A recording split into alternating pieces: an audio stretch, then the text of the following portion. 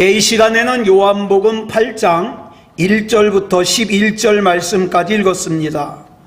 오늘은 요한복음 22번째 시간으로 부제목은 죽이려는 자들과 살리려는 자입니다. 죽이려는 자들과 살리려는 자. 오늘 본문 말씀은 굉장히 유명한 말씀이죠. 예수님을 믿지 않는 사람들도 잘 아는 내용입니다.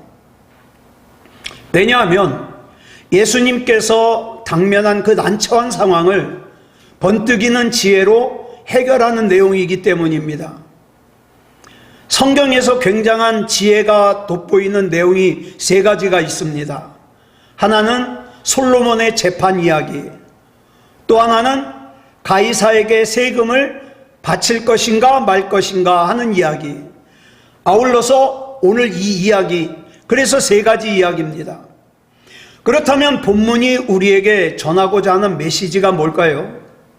단순히 예수님의 머리가 얼마나 좋은지, 또 예수님께서 얼마나 임기응변에 강하신지 그거를 알려주고자 하는 것은 아닐 겁니다.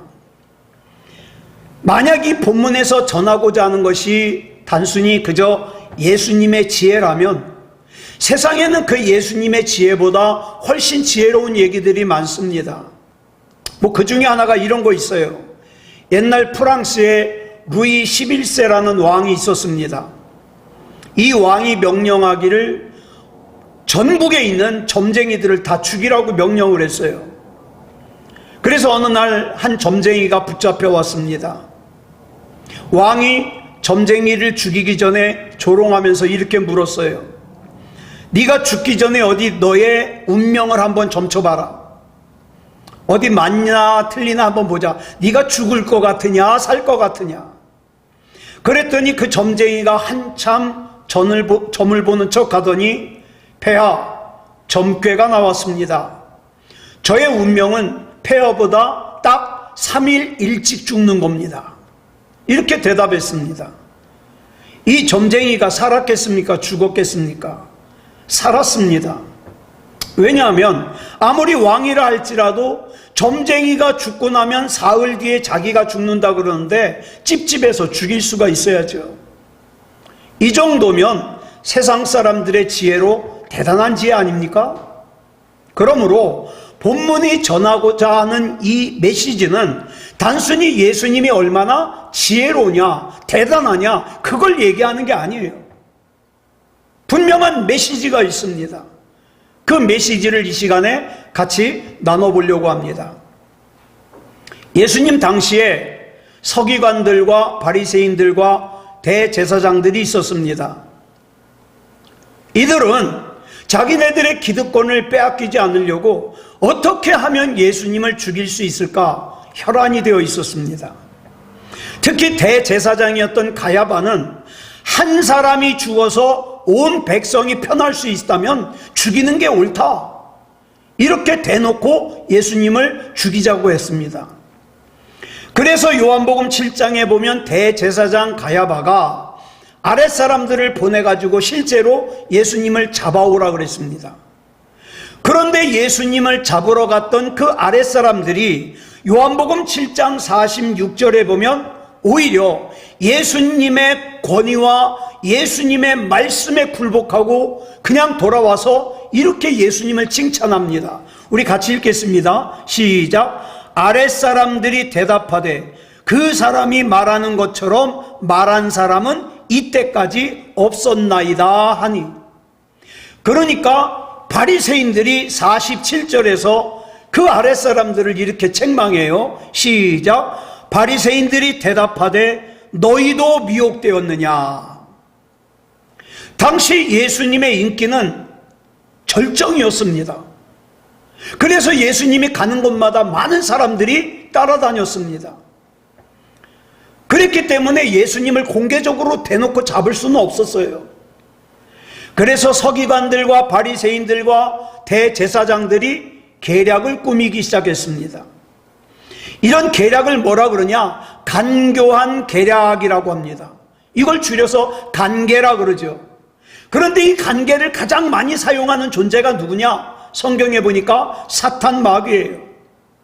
그래서 에베소서 6장 11절을 보니까 이 사탄 마귀의 간계를 대적하기 위해서 어떻게 하라 그랬습니까? 같이 읽겠습니다. 시작. 마귀의 간계를 능히 대적하기 위하여 하나님의 전신갑주를 입으라. 악한 마귀는 우리를 정면으로 공격하다가 핍박하다가 박해하다가 그것이 실패하면 우회 전략을 씁니다. 다시 말해서 함정을 판다는 거죠. 마귀가 처음에는 예루살렘 교회에 박해를 가했습니다. 그러다가 안 되니까 아나니아와 삽비라 부부가 범죄하게 만들었어요. 그래도 안 되니까 헬라파 과부들과 히브리파 과부들 간에 싸움이 일어나게 했습니다. 이게 바로 악한 마귀가 흔히 사용하는 방법이에요.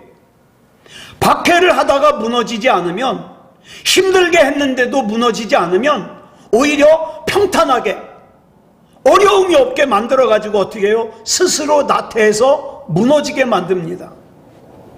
마귀는 이렇게 온갖 지혜와 방법을 동원해서 우리 성도들을 무너지게 만들려고 합니다. 그래서 마귀는 성도들을 무너뜨릴 때 주로 누구를 사용합니까? 자기 말을 잘 듣는 사람들을 사용하겠죠. 그 자기가 사용하는 사람들에게 마귀의 영감을 주고 마귀의 지혜를 주고 마귀의 능력을 주어서 목적이 뭐예요? 그 옆에 있는 나를 무너뜨리는 겁니다. 본문에 나오는 사람들이 꾸미는 관계를 보면 참 마귀가 주는 지혜가 대단하다고 생각합니다. 가늠하던 현장에서 한 여자를 붙잡아 옵니다. 그리고는 본문 5절을 보니까 이렇게 얘기를 하죠. 모세의 율법에 보면 이렇게 가늠하던 현장에서 여자가 잡히면 돌로 치라고 명령했다는 거예요. 그러면서 어떡할까요? 이렇게 물어봐요. 예수님께서 이 여인을 풀어줄 수 없게 만듭니다. 만약에 예수님께서 그래? 모세의 율법에 돌로 치라고 했으면 돌로 쳐야지. 데려다가 돌로 쳐라. 그러면 어떻게 됩니까? 이전까지 예수님이 이렇게 말씀하셨잖아요. 70번에 7번이라도 용서해줘라. 용서하라고 말씀하셨던 그 말씀과 위배되는 거예요. 모순이에요. 게다가 이 당시 이스라엘은 로마의 식민지예요. 그래서 로마법을 지켜야 되는데 로마법에는 다른 건 몰라도 사형을 구형하고 사형을 집행하는 것은 로마 당국만 할 수 있었어요. 그런데 예수님께서 돌로 쳐서 죽이라고 했다 그러면 뭐가 됩니까? 로마법을 어기는 게 되는 거예요. 그러면 예수님을 로마에다가 고소할 수 있거든요. 반대로 예수님께서 돌로 치지 마라. 그러면 어떻게 됩니까? 모세의 율법에는 이러한 여자를 돌로 치라 그랬는데 예수님이 돌로 치지 말라 그랬다. 그럼 뭐예요? 모세의 율법을 어기는 거예요. 그러면 유대교에서 출교를 당합니다. 여러분, 유대교에서 출교를 당하면요, 그 유대인은요 사회생활을 할 수가 없어요. 보호받을 수가 없어요. 다른 사람들과 교제를 할 수가 없어요. 사회적으로 매장당하는 거죠. 그러니까 지금 이 사람들은 예수님으로 하여금 돌로 치라고도 할 수 없고 또 치지 말라고도 할 수 없는 진퇴양난의 상황에 몰아넣은 거예요. 여러분, 이런 게 바로 마귀의 간교한 계략입니다. 많은 성경학자들이 이 상황을 설명하기를 이 상황은 우연히 되어진 상황이 아니라 제사장들이 꾸몄을 가능성이 크다는 거죠. 왜냐하면 여러분, 이 당시 이스라엘에는 없는 것들이 있었습니다. 몇 가지가 있었는데 그 중에 대표적인 게 뭐냐? 이스라엘에는 창녀가 없어요. 왜? 발견되면 무조건 끌어다가 돌에 맞아 죽기 때문에. 그러면 이 성경에 나오는 이 여자는 누구냐? 성경을 해석하는 사람들이 말하기를 우상의 신전에서 일하는 신녀일 것이다. 예전에 제가 아데미 신전을 설명하면서 그런 말씀 드렸죠. 신전에서 일하는 사람들이 무엇도 같이 합니까? 창녀 일도 같이 합니다. 그러니까 이 당시 신전, 우상 신전에서 일하는 사람들은 창녀예요, 창녀. 그러니까 이스라엘의 이 당시 상황은 쉽게 간음할 수 있는 상황이 아니에요. 그런데 간음하던 현장에서 이 여자가 붙잡혀 왔어요. 게다가 타이밍이 어떻습니까? 예수님께서 성전에서 말씀을 증거하고 계시는 그 타이밍에 딱 맞춰서 데려왔어요. 뭔가 미심쩍죠. 더군다나 간음은 혼자 하는 게 아닌데 남자는 없어요. 여자만 붙잡아 왔어요. 이것도 이상합니다. 그래서 성경학자들은 음모라 그러는 거예요. 다시 말해서 제사장들이 잘생긴 유대인 제비족을 하나 고용해가지고 각본을 짰을 거라는 거죠. 자, 우리는 여기서 한 가지 짚고 넘어가야 될 것이 있습니다. 하나님께서 우리에게 법이라는 걸 주셨습니다. 신앙생활에도 법이 있고 나라에도 법이 있어요. 자, 그러면 하나님이 우리에게 주신 이 법의 목적이 뭔가? 인간을 죽이라고 주신 것이 아니라 인간이 바르게 살으라고 주신 거예요. 그런데 여기 나오는 바리새인과 서기관들은 하나님께서 주신 법을 사람을 바르게 살리는 데 사용하기보다는 함정에 걸어서 죽이는 데 사용하고 있어요. 다시 말해서 하나님께서 사람을 살리기 위해서 수술할 때 사용하라고 칼을 줬더니 바리새인들과 서기관들은 그 칼을 가지고 사람을 죽이는 데 사용하고 있더라는 거죠. 그래서 하나님께서 주신 법으로 지금 예수님을 죽이려고 합니다. 하나님께서 주신 법으로 간음하던 현장에서 붙잡혀온 여자를 죽이려고 합니다. 잘못된 거죠.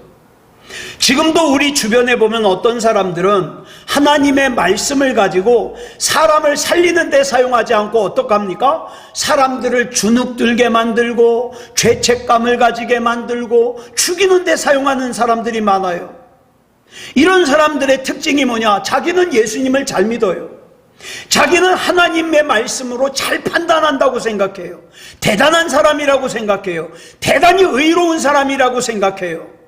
그런데 이 사람들의 특징이 주변에 그 사람의 영적인 영향을, 좋은 영향을 받는 사람들이 없어요. 다 상처를 받아요. 이런 사람은 단지 자기가 알고 있는 신앙 지식으로 어떡합니까? 다른 사람을 판단하고 정죄하는 데 사용하는 것 뿐이에요. 그런데 여러분, 우리가 잊지 말아야 될 것이 있습니다. 예수님께서 가르쳐 주신 기도, 우리 주기도문이라고 하죠. 이 주기도문 마태복음 6장 12절에 뭐라고 했습니까? 시작. 우리가 우리에게 죄 지은 자를 사하여 준 것 같이 우리 죄를 사하여 주시옵고. 여러분, 내가 나에게 죄 지은 사람을 용서해 준 것처럼 나를 용서해 달라는 거예요. 분명히 우리에게 죄진 사람을, 나에게 죄진 사람을 용서한 것 같이 나를 용서해 달라고 그렇게 기도하라고 예수님이 가르쳐 주셨는데, 다른 사람을 판단하고 정죄하면 내가 어떻게 용서를 받겠습니까? 여러분, 우리에게 신앙 지식은요, 우리에게 꼭 필요한 신앙 지식은 복잡한 게 아니에요. 아주 기본적인 거예요. 간단한 거예요. 그런데 이 간단하고 기본적인 것을 복잡한 율법으로 바꾼 사람들이 누구냐? 예수님 당시의 제사장, 바리새인, 서기관들이에요. 이 서기관들과 바리새인들이 예수님께 난처한 질문을 해놓고는 의기양양하게 도대체 예수님이 뭐라고 대답할까 바라보고 있었어요. 그런데 이 난처한 질문을 받으신 예수님의 반응이 뭐냐? 바닥에 쪼그리고 앉더니 손가락으로 땅바닥에 뭐라고 글을 쓰는 거예요. 자, 본문 6절 하반절 줄친 것만 보겠습니다. 시작. 예수께서 몸을 굽히사 손가락으로 땅에 쓰시니. 이 내용은요, 성경에서 예수님이 글을 쓰셨다는 유일한 기록이에요. 그런데 여기서 궁금한 게 도대체 예수님이 땅바닥에 뭐라고 쓰셨을까? 내용이 안 나와서 몰라요. 그런데 여기 땅에 쓰시니, 이 땅에 쓰다라고 번역된 헬라어가 카타그라펜이에요. 근데 이 단어의 뜻을 보면 짐작을 할 수 있어요. 이 카타 그라펜은요, 앞에 나오는 카타와 그라펜이 합쳐진 건데, 카타는 영어로 말하면 against예요. against는 뭐냐면 뭐뭐에 반대하여, 뭐뭐에 대항하여, 이런 뜻이에요. 그라펜은 글을 쓰다라는 거예요. 그러니까 한마디로 말해서 카타 그라펜은 뭐뭐에 대항하여 글을 썼다는 거예요.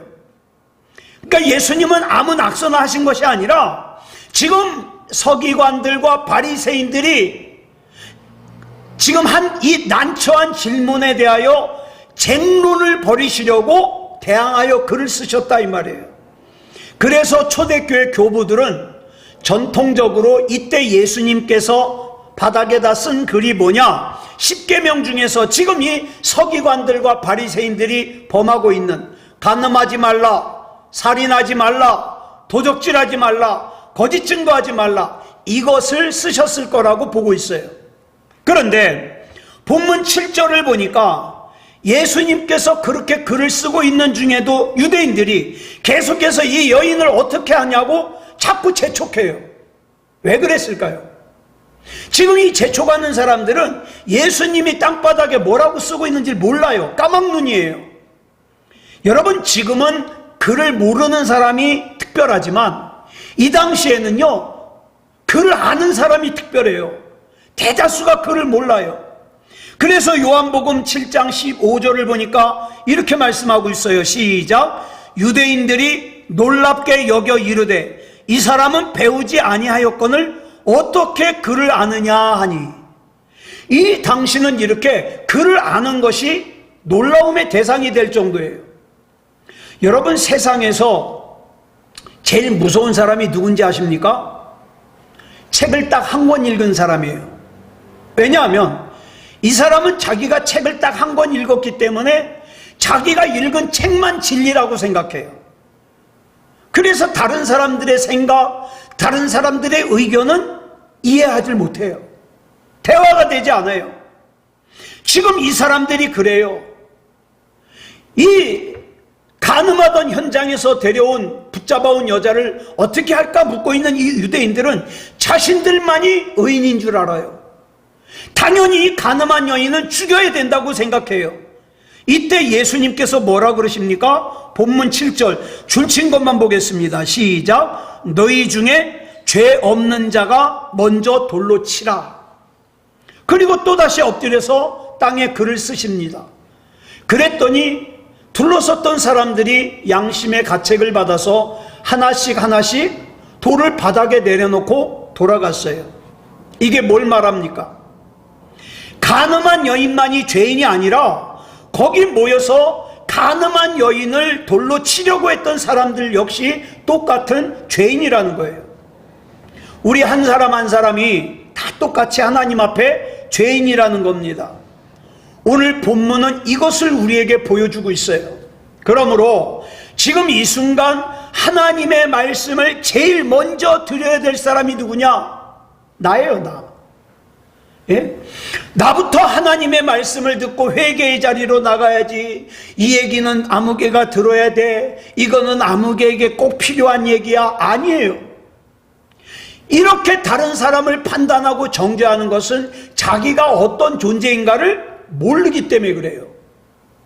그래서 하나님의 영광을 바라본 사람들의 공통점이 뭐냐? 자기 죄 때문에 부르짖어요. 이사야 6장 5절을 보면 이사야 선지자가 하나님의 영광을 보자마자 뭐라고 고백합니까? 시작. 화로다 나여 망하게 되었도다. 이렇게 얘기해요.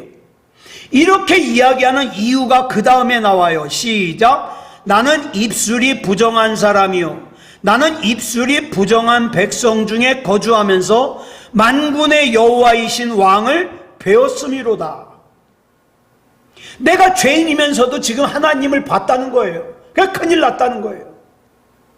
누가복음 5장에 보면 베드로도 예수님의 영광과 능력을 본 다음에 누가복음 5장 8절에서 이렇게 고백합니다. 줄친 것만. 시작. 주여 나를 떠나소서, 나는 죄인이로소이다.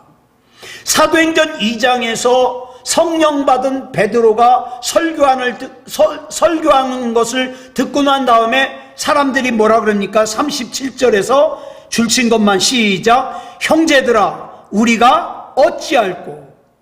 은혜 받은 사람들의 공통점이 뭐냐? 내 죄 때문에 어떡하냐는 거예요. 근데 은혜를 받지 못하면, 하나님을 만나지 못하면 자기 죄를 알지를 못해요. 내 죄가 얼마나 심각한지도 몰라요. 그냥 그러고 살아요. 여러분, 우리가 하나님 앞에서 은혜를 받는다는 것은 다른 게 아니에요. 내 눈 속에 있는 들보를 발견하고 내 죄 때문에 몸부림치는 거예요. 은혜 받지 못하면, 하나님을 만나지 못하면 자기 죄를 죄로 알질 못해요. 그래가지고 어떡합니까? 다른 사람만 보면서 아무개가 이거 잘못했어 저거 잘못했어. 아니에요. 내가 저 사람보다 죄를 더 많이 지었지. 이걸 깨닫는 것이 은혜 받은 사람이에요. 그래서 자기 죄를 발견하고 난 다음에 돌을 들고 다른 사람을 치려고 했던 그 돌을 갖다 내려놓으면서 뭐라 그래요? 하나님, 정작 이 돌에 맞아야 될 사람은 저 사람이 아니라 납니다. 이런 고백을 하게 되는 거죠. 이럴 때 예수님이 뭐라 그러셔요? 사랑하는 자요, 들고 있는 돌을 내려놔라. 그런 너를 위하여 내가 죽었노라. 그리고 나 역시 너를 정죄하지 아니하노라. 지금도 마찬가지예요. 은혜 받지 못한 사람들은 여전히 아무개는 뭐가 잘못됐고, 아무개는 뭐가 잘못됐고, 아무개는 신앙생활을 저렇게 하면 안 되고, 이렇게 하면 안 되고, 이렇게 얘기를 해요. 그러나 은혜 받는 사람은 어떡합니까? 하나님, 내가 어떻게 했으면 좋겠습니까? 이게 성도의 삶이죠. 그래서 어떤 목사님의 설교를 들으니까 전도를 뭐라고 설명하느냐? 거지의 심정에 비유했어요. 한 거지가 여러 날 쫄쫄 굶어가지고 배가 너무너무 고픈데 어떤 집에 갔다가 그 집에서 배가 터지도록 음식을 얻어 먹었어요. 그런 다음에 나가보니까 자기하고 똑같은 처지의 거지가 지나가요. 이 거지도 며칠 동안 못 먹었대요. 그래서 이 배부른 거지가 그 배고픈 거지에게 저 집에 가면 먹을 것이 많소. 그러면서 그 집으로 데리고 가요. 이걸 전도라 그러는 거예요. 전도는 내가 부자이기 때문에 하는 게 아니에요. 내가 그 사람보다 뛰어나기 때문에 하는 게 아니에요. 나도 똑같은 처지이지만 내가 먼저 그 부잣집에서 얻어 먹었기 때문에, 내가 먼저 예수님으로 말미암아 죄를 용서함 받았기 때문에, 내가 먼저 구원을 받았기 때문에 아직 그걸 모르는 사람에게 전달해 주는 것이 전도라는 거죠. 하나님 앞에서 우리 스스로가 거지임을 깨닫고 죄인임을 깨닫고 죽어가는 다른 많은 영적인 거지들에게 풍요로운 우리 예수님을 소개하는 것. 예수님께서 가늠한 여인을 돌로 치려고 하는 사람들을 다 물리치고 난 다음에 가늠한 여인에게 본문 11절에서 이렇게 얘기를 합니다. 줄친 것만 시작. 나도 너를 정죄하지 아니하노니 가서 다시는 죄를 범하지 말라 하시니라. 하나님께서는 저와 여러분을 불의한 병기가 아니라 의의 병기로 사용하고 싶어 하셔요. 내 자신이 범죄함으로 쓰러져서 고통스러워하는 존재가 아니라 십자가의 보혈로 말미암아 나의 죄의 모든 세력을 물리치고 성령 충만한 가운데 하나님께서 나에게 맡겨주신 사명을 잘 감당하길 원하셔요. 그래서 내가 하나님의 말씀대로 잘 감당할 때 하나님께서 필요한 건강도 주시고 물질도 주시고 인도해 주시는 거죠. 그래서 오늘 이 시간, 우린 많은 사람들이 똑같은 걸 가지고 어떤 사람들은 어떻게 해요? 다른 사람을 죽이려는 데 사용해요. 반면에 어떤 사람들은 살리는 데 사용해요.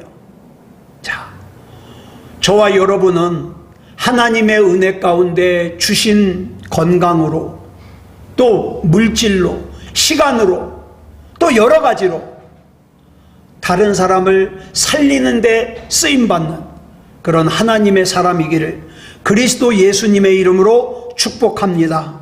기도하겠습니다. 사랑의 아버지 하나님, 감사합니다. 하나님의 은혜 가운데 이 시간 요한복음 8장에 나오는 말씀 나눴습니다. 하나님, 다른 사람 판단하고 정죄하는 데 앞장서지 말게 하시고 그저 하나님의 은혜 가운데 의로운 도구로 쓰임받을 수 있도록 인도해 주시옵소서. 그렇게 의로운 도구로 쓰임받는 가운데 필요한 건강도 물질도 또 좋은 사람도 하나님께서 붙여 주시옵소서. 하나님 외에는 나를 책임져 주실 수 있는 분이 없습니다. 이 밤에도 기도할 때에 우리 하나님께서 붙잡아 주시고 역사해 주시옵소서. 모든 것을 우리 주님 앞에 맡겨드리오며 그리스도 예수님의 이름으로 간절히 기도드려 싸움나이다. 아멘.